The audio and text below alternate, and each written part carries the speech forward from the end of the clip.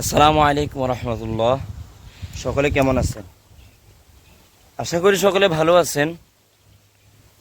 আসলে আজকে যে কথাটা বলবো, কথাটা হচ্ছে ফেসবুক বলেন, ইউটিউব বলেন, টিকটক বলেন, যতগুলো অনলাইন প্ল্যাটফর্ম আছে, এগুলোতে যদি শহীদ শরীফ ওসমান হাদি ভাইকে নিয়ে ভিডিও আপলোড দিই, তাহলে মানুষ এই ভিডিওগুলো দেখতে চায় না।